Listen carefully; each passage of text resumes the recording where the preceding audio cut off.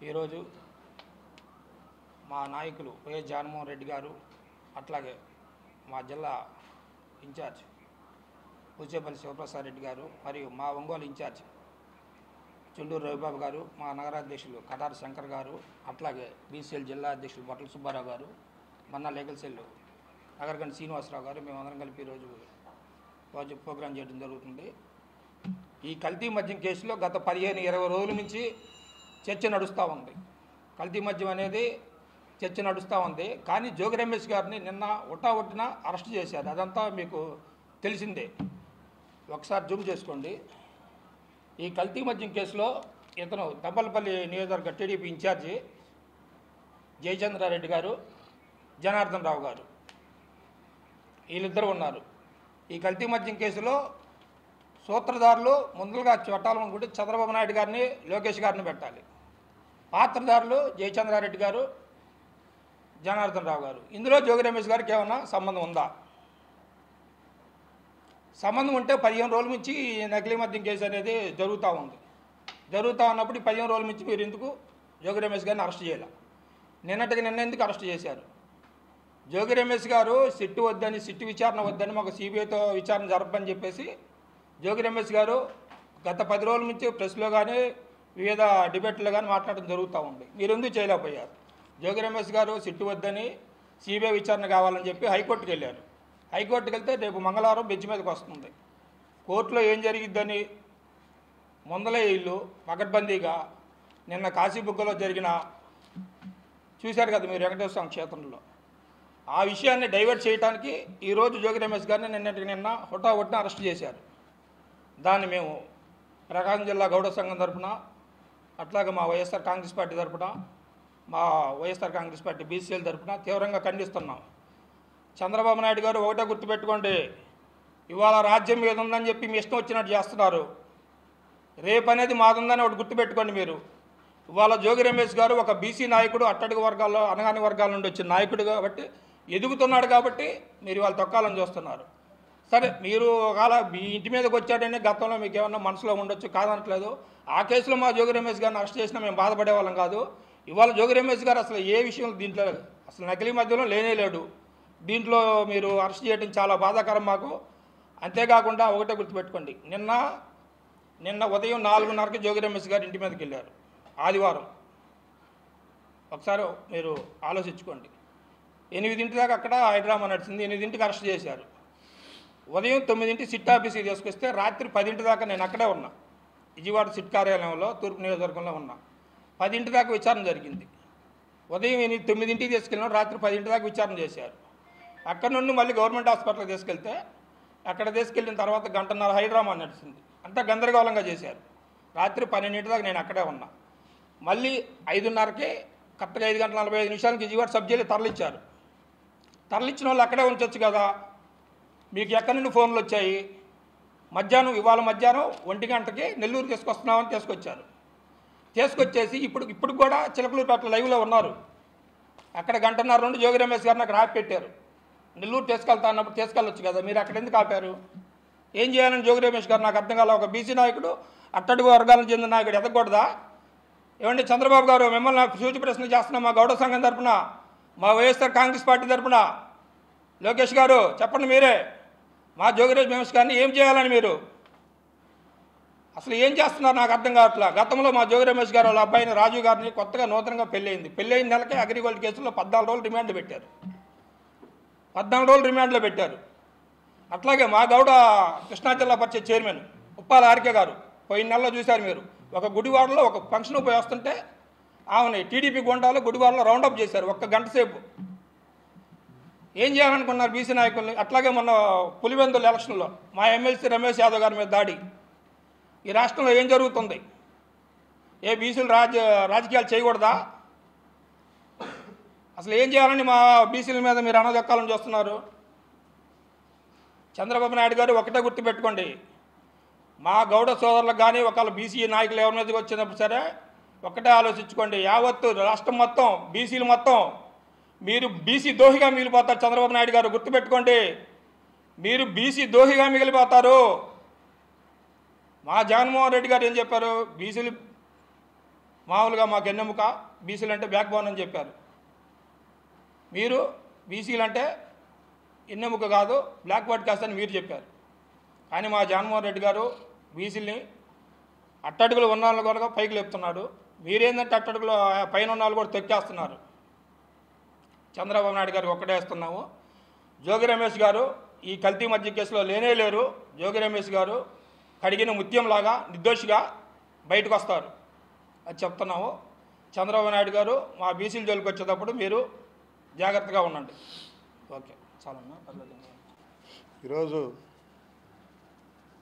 ఆంధ్రప్రదేశ్లో ఎన్డీఏ కూటమి పరిపాలన చూస్తుంటే ఎక్కడ చూసినా కూడా డైవర్ట్ పాలిటిక్స్ అన్నమాట.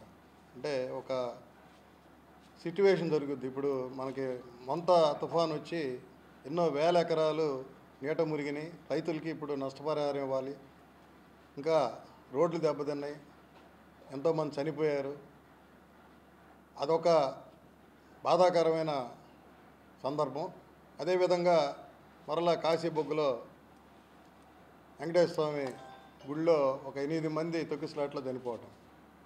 ఈ ప్రభుత్వం మీద ఎప్పుడైతే ప్రజల్లో వ్యతిరేకత వస్తుందనగానే ఏదో ఒక డైవర్షన్ పాలిటిక్స్ లాగా ఇప్పుడు జోగి రమేష్ గారిని అరెస్ట్ చేయటం.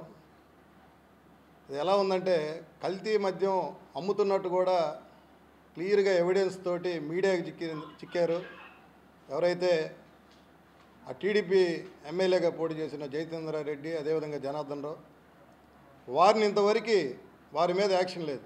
దాదాపు ఇప్పుడు 40 రోజుల దాకా అవుతూ ఉంది. వారి మీద యాక్షన్ లేదు. కానీ ఎవరో ఒకళ్ళని పట్టుకోవటం, వాళ్ళని ఇంట్రాగేట్ చేసాము అంటాం, వాళ్ళు ఏదో కన్ఫెషన్ స్టేట్మెంట్ వాళ్ళు వీళ్ళ పేరు చెప్పారంటాం, దానికి ఏం ఎవిడెన్స్లు ఉండవు. ముందు వీళ్ళని అరెస్ట్ చేయటం, ఇబ్బంది పెడతాం. వాళ్ళకి ఇప్పుడున్న రెడ్ బుక్ రాజ్యాంగంలో ఇదొక ఇదనమాట. ఇప్పుడు దాదాపు వాళ్ళు ఈ 17 నెలలు 18 నెలల యొక్క పరిపాలనలో ఎక్కడ ఎవిడెన్స్లు లేవు. అరెస్ట్ చేసిన వాళ్ళు కూడా కోర్టులో ఎక్కడ వాళ్ళు నిరూపించుకోలేక మళ్ళీ బెయిల్ మీద బయటకు వస్తూ ఉన్నారు. దాంట్లో భాగంగానే ఇప్పుడు కూడా జోగి రమేష్ గారిని, అంటే జోగి రమేష్ గారు గతంలో ఆయన మంత్రిగా చేశారు. వైఎస్ఆర్సీపీలో బీసీ సామాజిక వర్గానికి, అదే గౌడ సామాజిక వర్గానికి సంబంధించిన వ్యక్తి. అతను మంచి సబ్జెక్ట్ ఉంది. ఏదైనా కూడా ధైర్యంగా మీడియా ముందు చెప్పగలే వ్యక్తి. అందువల్ల ఇటువంటి ఎవరైతే ధైర్యంగా ఉంటారో, ఎవరైతే ఫెరేషియస్గా ఉంటారో అటువంటి బీసీలని అనగదొక్కాలనే ఉద్దేశంతో మరి ఇప్పుడు ఈ ఎన్డీఏ కూటమి, ముఖ్యంగా చంద్రబాబు నాయుడు గారు, అదేవిధంగా లోకేష్ గారు ఇటువంటి నిర్ణయాలు తీసుకోవటం బీసీలందరూ కూడా గమనిస్తూ ఉన్నారు. గతంలో జగన్మోహన్ రెడ్డి గారు బీసీలకి పెద్దపీట వేస్తూ ఆయన 56 కార్పొరేషన్లు చైర్మన్లు చేసి రాజ్యాంగంలో అదే ఏదైతే గవర్నమెంట్ ఉందో దాంట్లో వాళ్ళందరినీ కూడా భాగస్వామ్యం చేశాడు. అదేవిధంగా కార్పొరేషన్లు కానీ, మున్సిపాలిటీలు కానీ, స్థానిక సంస్థలు జెడ్పీటీసీలు కానీ దాదాపు 50% పైనే, కొన్ని అయితే కార్పొరేషన్లు 80% బీసీ, ఎస్సీ, ఎస్టీ మైనారిటీస్కి ఇచ్చారు. మరి అటువంటి మీ ప్రభుత్వంలో అటువంటి గౌరవాన్ని బీసీలకు ఇవ్వాలి. కానీ బీసీలని ఈ రకంగా అక్రమ కేసులు పెట్టి అరెస్ట్ చేయటం తీవ్రంగా వైఎస్ఆర్సీపీ బీసీల తరఫున మేము ఖండిస్తున్నాం. ఆయన జోగి రమేష్ గారు ఓపెన్గా చెప్తున్నారు, నాకు నార్కో అనాలిసిస్ టెస్ట్కి రెడీ, మీరు సిబిఐకి ఇవ్వండి అని ఆయన ఓపెన్గా చెప్తున్నాడు. నేను ఏ దేవుడి దగ్గరికైనా వచ్చి మా కుటుంబం ప్రామిస్ చేస్తాం, ప్రమాణం చేస్తాం, మీరు చేస్తారా అంటున్నారు. దానికి ఒక్కళ్ళు అట్నికి సమాధానం లేదు. ఎప్పుడైనా తప్పు చేయలేదంటానికి ఇవే మరి నార్కో అనాలిసిస్ టెస్ట్ అంటే అది అతనికి ఎంత కాన్ఫిడెంట్ ఉంటే చెప్తారు. అది అటువంటి చేయలేక ఎవరో తప్పుడు స్టేట్మెంట్ తీసుకుని ఈ రకంగా అరెస్ట్ చేయటం. గతంలో కూడా అదేవిధంగా ఎమ్మెల్సీ రమేష్ గారి మీద ఆ రోజు దాడి చేయటం, ఇవన్నీ కూడా మేము తీవ్రంగా ఖండిస్తున్నాం. దయచేసి ఇవన్నీ రాబో కాలంలో మీరు ఇవన్నీ ఓట్ల రూపంలో ఏమైనా వీళ్ళందరినీ భయపెడితే మీకేమైనా ఓట్లు పడతాయి అనుకుంటున్నారేమో. బీసీలంతా కూడా గమనిస్తున్నారు. బీసీలు ఇటువంటి బీసీ నాయకులు కానీ ఈ రకమైన ఇబ్బందులు పెడితే రాబో కాలంలో బీసీలు యొక్క వారి కోపానికి మీరు బాధ్యులు అవుతారు. ఓటు రూపంలో మీకు వచ్చే ఎలక్షన్లో కరెక్ట్ రిజల్ట్ చూపిస్తారని ఈ మీడియా పరంగా తెలియజేస్తాను.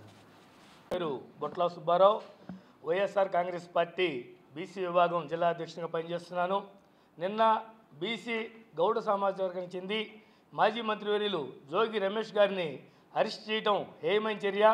మేము చెప్తా ఉన్నాం, ఇది ఇప్పుడు ఇంతకుముందు మన శంకరన్న గారు కానీ గౌడ్ గారు కానీ చెప్పినట్టు ఇది డైవర్ట్ పాలిటిక్స్. ఏదైతే ఈ ప్రభుత్వం వైఫల్యం చెందుతుందో ఆ రోజు ఎవరో ఒకరిని మా నాయకుడిని అరెస్ట్ చేయటం, వాళ్ళని ఇబ్బందులకు గురి చేయటం, రిమాండ్ పాలు చేయటం. మేము అడుగుతా ఉన్నాం, బీసీలకు మీరు ఇవ్వాల్సినటువంటి మీరు ఏదైతే అబద్ధ హామీలు చెప్పారో బీసీ రక్షణ చట్టం అది ఎందుకు అమలు చేయలేకపోతున్నారు? ఆడబిడ్డని ఇదని గొప్పలుగా మీరు ప్రచార ఆర్భాటం చేశారు, మరి అది అమలు చేస్తున్నారా? 18 సంవత్సరాలు నిండిన ప్రతి ఒక్క మహిళకి నెల 1500 ఇస్తా ఉన్నారు, అది ఇస్తూ ఉన్నారా? మా బీసీలకి 50 సంవత్సరాలు నిండితే పెన్షన్ ఇస్తా ఉన్నారు, అది ఇస్తున్నారా? ఇవన్నీ ఇవ్వకపోగా తల్లికి వందనం అనే మా అమ్మకు ఒడి పథకానికి మేము 3 4 ఇస్తామని చెప్పి అవి సక్రమంగా అమలు చేయకుండా ముఖ్యంగా మా బహుజనులకి బీసీ ఎస్సీ ఎస్టీ మైనార్టీలకి ఇబ్బందులు గురి చేస్తూ ఉంటారు. ప్రతి ఒక్కరికి అకౌంట్లో డబ్బులు వేస్తున్నారు, సక్రమంగా వేస్తున్నారా? ఎన్ని కొర్రీలు పెడుతున్నారు? మేము అప్పుడున్న సిస్టంలో డీబీటీ పద్ధతి ద్వారా ప్రతి ఒక్కరికి కూడా అమ్మ ఒడి ద్వారా మా డబ్బులు అందితే మీరు ఇవాళ ఆఫీసు చుట్టూ మా బహుజనులు తిరుగుతూ ఉంటారు. అలాగే ఉచిత బస్సు, ఇది కేవలం మమ్మల్ని హేళన చేసే కార్యక్రమం. ఉచిత బస్సు అని పెట్టి ఇక్కడ బహుజనులు ముఖ్యంగా బీసీ ఎస్సీ ఎస్టీ మైనార్టీలంతా కూడా ప్రయాణం చేస్తూ ఉంటే మా మహిళల్లో మీరు ఏం చేస్తూ ఉంటారు? సరిపడా బస్సులు ఇవ్వకపోగా అక్కడ తొన్నుకుంటున్నారు, కొట్టుకుంటున్నారు. ఒక బస్సు ప్రయాణానికి కొట్లాడుకోవాలని ఈ మధ్య ఒక మహిళ టికెట్ తీసుకోవడం జరిగింది. మేము అడుగుతూ ఉన్నాం, మేము ఏదైతే గత ప్రభుత్వంలో బహుజనులకి గౌరవప్రదంగా ఇంటింటికి సంక్షేమ పథకాలు అందే విధంగా కూడా మా పాలన జరిగింది, మా అధినాయకుడు వైఎస్ జగన్మోహన్ రెడ్డి గారి పాలన జరిగింది. మరి మీరు ఇప్పుడు ఏం చేస్తున్నారు? బీసీలని అక్రమ అరెస్టులు చేస్తూ ఉన్నారు. మొన్న ఒక ఆయన లింగయ్య, కురుబ లింగయ్యని చంపారు. అలాగే ఈరోజు రమేష్ గారు అరెస్టు. మొన్న మా రాష్ట్ర బీసీఎల్ అధ్యక్షులు ఎమ్మెల్సీ రమేష్ యాదవ్ గారు ప్రచారంలో ఉంటే మనం డెమోక్రసీలో లేవా? అక్కడ మీరు మీ టీడీపీ మోకలు ఒక మూకమ్ముడిగా పడి దాడి చేయడం జరిగింది. మేము అడుగుతూ ఉన్నాం, మనకి పెద్దన్నగా చెప్పుకునే ఎలక్షన్లప్పుడు ప్రత్యక్షమై గత ఎన్నికల్లో కూడా ఆర్భాటం ఊళ్ళూరినటువంటి పవన్ కళ్యాణ్ అడుగుతున్నాం, ఎక్కడన్నా పెద్దన్నా మీరు వచ్చి వీటి మీద మాట్లాడండి. నిన్న మీ సామాజిక వర్గం వ్యక్తిని చంపితేనే మీరు మాట్లాడలా, మీరు గుంపుగత్తుగా ఓట్లు వేయడానికి కుట్రపూర్తిగా సామాజిక వర్గాన్ని తీసుకొచ్చి పనిచేయడం జరిగింది. ఇంకొక ఆయన మైలవరం వసంత కృష్ణప్రసాద్ అంటాడు, వాళ్ళు గౌళ్ళు వాళ్ళేంది కళ్ళు బొల్లు అమ్ముకొని డబ్బు సంపాదించారు అక్రమంగా నకిలీ మద్యం అని. నకిలీ మద్యం చేసింది జనార్దన్ రావు. అది పక్కన దారి పట్టించేదానికి జనార్దన్ రావు ఒక స్టేట్మెంట్ ఇప్పించి అన్యాయంగా అక్రమంగా జోగి రమేష్ గారిని అరెస్ట్ చేస్తే దానికి ఈయన హేళనగా మాట్లాడుతూ ఉన్నాడు. అవునయ్యా, మాకు చేత కాదు, మేము కళ్ళు తీసుకోవాల్సిందే, చెట్లు ఎక్కాల్సిందే, కళ్ళు తీసి దాని ద్వారా జీవనం చేసి ఆ విధంగా జీవిస్తాం. అలాగే యాదవులు ఎలాంటి పశువులైనా దారికి తీసుకొచ్చి పాలు పెండటం, పాలు అమ్ముతాం. అలాగే ఒడ్డెర కమ్యూనిటీ మేము ఎలాంటి రాయినైనా పగల కొడతాం, ఆ రాళ్ళు తీసి వాటిని ఇళ్ళు కట్టుబడికి అమ్ముతూ ఉంటాం. అలాగే ప్రతి సామాజిక వర్గం, రజక సామాజిక వర్గం కానీ, విశ్వబ్రాహ్మణ సామాజిక వర్గం కానీ, నాయ బ్రాహ్మణ సామాజిక వర్గం కానీ వీళ్ళందరూ కూడా సోషల్ ఇంజనీర్స్. మీకు అందరికీ తెలియని రోజుల్లో కొన్ని 100 సంవత్సరాల క్రితమే వీళ్ళకి ఇంజనీరింగ్ పనితనం తెలుసు, ఏదైనా చేయగలరు. మరి ఈ వృత్తుల్లోకి మీరు వచ్చి బ్యాంకులో రుణాలు తీసుకొని ల్యాండ్రీ పెద్ద యూనిట్లు ఎవరు ఇవ్వండి, మీయే ఉండి, డైరీ ఫారాలు ఎవరు ఇవ్వండి, మీయే ఉండి, కళ్ళు అది ఎత్తేసారు, బ్రాండింగ్ షాపులన్నీ మీ కంట్రోల్లో ఉండి మీరు బ్యాంకుల్లో 1000 కోట్లు 100 కోట్ల రుణాలు తీసుకొని ఎగ్గొట్టి మీలాగా జల్సా చేయటం బీసీ జనాభాకు తెలీదు. అందుకే మేము అమాయకులమే అనాదిగా వృత్తులు కనిపెట్టుకొని ఉన్నామని మా అధినాయకుడు వైఎస్ జగన్మోహన్ రెడ్డి గారు రాజకీయంగా గతంలో ఎవరైతే ఎన్టీ రామారావు ప్రాధాన్యత ఇచ్చి ఆయనకి ఎన్నుపోటు ద్వారా తెలుగుదేశం పార్టీని పక్కదారి పట్టించి తమ్ముళ్ళు దోపిడీ పార్టీగా మార్చిన చంద్రబాబు నాయుడిని అతను చేసిన బీసీలకు చేసిన అన్యాయాన్ని గుర్తెరిగి మా అధినాయకుడు 56 కార్పొరేషన్లు ఏర్పాటు చేశాడు. ప్రతి ఒక్కరికి ప్రోటోకాల్ వచ్చే విధంగా, అలాగే రాజకీయ చైతన్యం వచ్చే విధంగా ఎమ్మెల్యేలు కానీ ఎంపీలుగా కానీ స్థానిక ఎన్నికల్లో కూడా స్థానాలు కల్పించాడు. స్థానిక ఎన్నికల్లో మీరు ఒక నాయకుడి ద్వారా రిజర్వేషన్ రద్దు చేపిస్తే మా నాయకుడు పార్టీ ద్వారా వాళ్ళకి దక్కాల్సిన అన్ని చోట్ల కూడా స్థానిక ఎన్నికల్లో కూడా వాళ్ళకి ప్రాధాన్యత కల్పించినటువంటి ఘనత ఉంది. మరి ఇలాంటి కుయుక్తుల పాలన ఈ కూటమి పాలనలో జరుగుతూ ఉంది. ఏదైతే లోకేష్ యువకాలంలో చెప్పాడో రక్షణ చట్టం తక్షణం అమలు చేయాలని బీసీల మీద జరుగుతున్నటువంటి దాడులన్నిటి కూడా తీవ్రంగా ఖండిస్తూ సెలవు తీసుకుంటున్నాను.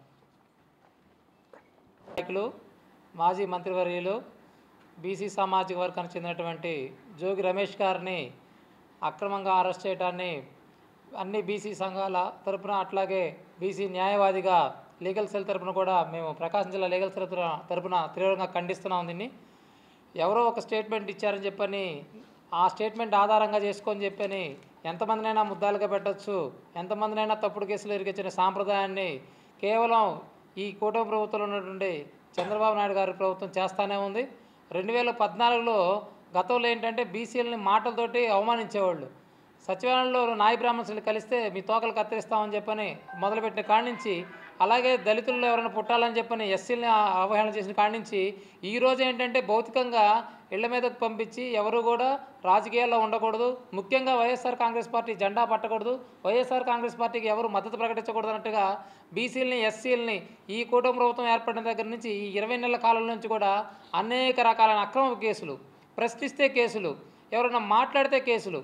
మొట్టమొదటిసారిగా ఈ కల్తీ మద్యం మీద ములకల చెరువు వెళ్ళి జోగి రమేష్ గారు దీన్ని బయటికి తీశారు.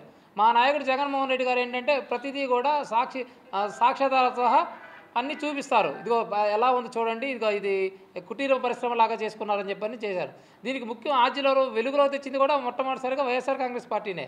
జయచంద్రారెడ్డి ఎవరు, జనార్దన్ రావు అనే వాళ్ళు కూడా టీడీపీకి సంబంధించిన వాళ్ళు మా సౌత్ ఆఫ్రికాలో ఫార్ములా కనిపెట్టి వాళ్ళు అక్కడ నకిలీ మద్యం ఎలా తయారు చేయాలో కనుక్కొని వచ్చి దాన్ని ఆంధ్రప్రదేశ్లో ఉన్న ప్రజల మీద అమలుపరచాలని చెప్పని దురుద్దేశం. ఎందుకు ప్రజల ప్రాణాలు ఎట్లయినా పోవాలి, వీడు మద్యం తాగాలి, వాళ్ళ ఆరోగ్యాలు మాకు సంబంధం లేదన్నట్టుగా.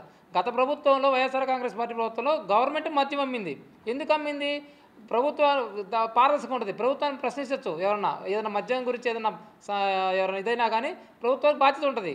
ఇప్పుడు ఈ కల్తీ మద్యం అనేది అన్ని షాపుల్లోకి వెళ్ళిపోతే ప్రజల ప్రాణాలకి గ్యారంటీ ఎవరు? దానికి అది నిన్న కాశీబుక్లో జరిగినా కానీ ఇంకోటైనా కానీ ఈ తుఫాను శంకరన్న గారు చెప్పినట్టుగా ఈ తుఫాను బాధితులకు అందరూ ఎవరికైనా సరే నష్టపరిహారం ఇవ్వాల్సి వస్తుందని చెప్పని వెంటనే దీన్ని ప్రజలందరూ కూడా వాళ్ళ దృష్టి మరల్చాలి. జనరల్గా చూస్తాం మనం, ఏదైనా పెద్ద సమస్య ఉందనుకోండి, దాన్ని ఒక చిన్న సమస్య పెట్టి దీన్ని వాళ్ళ మీడియా పూర్వకంగా హైలైట్ చేస్తూ ఉంటారు, దీన్ని ఇష్యూ చేస్తారు. అంటే పాత విషయం మరుగుపడిపోతుందని చెప్పి అనుకున్నారు. కానీ బీసీలు ఎవ్వరు కూడా మర్చిపోరు. బీసీ సామాజిక వర్గాలకు చెందిన ఎవరికైనా సరే వాళ్ళకి అవమానాలు కానీ జరిగినా, వాళ్ళకి చేసిన ఇది రెట్టింపై తిరిగి రేపు ఎన్నికల్లో మీకు తగిన బుద్ధి చెప్తారు. కాబట్టి బీసీల పట్ల ఇప్పటికైనా సరే మీరు ఈ కూటమి ప్రభుత్వ నాయకులు ఎవ్వరూ కూడా మా బీసీలోనే అనగదొక్కాలని కానీ లేకపోతే వాళ్ళ పట్ల అక్రమ కేసులు పెట్టాలని చూస్తే కూడా దీన్ని సహించేది లేదు. రేపు రాబోయే ఎన్నికల్లో బీసీలందరూ కూడా ఐక్యమత్యంగా ఉండి బీసీల బాగుకు ఎవరైతే తోడ్పడతారో వాళ్ళకి మద్దతు ప్రకటించాలని కోరుకుంటా ఉన్నాను. అట్లాగే జోగి రమేష్ గారికి కూడా వైఎస్ఆర్ కాంగ్రెస్ పార్టీ తరఫున అన్ని రకాలుగా అండదండలు ఉంటాయని చెప్పి ఈ సందర్భంగా తెలియజేసుకుంటూ థ్యాంక్ యూ.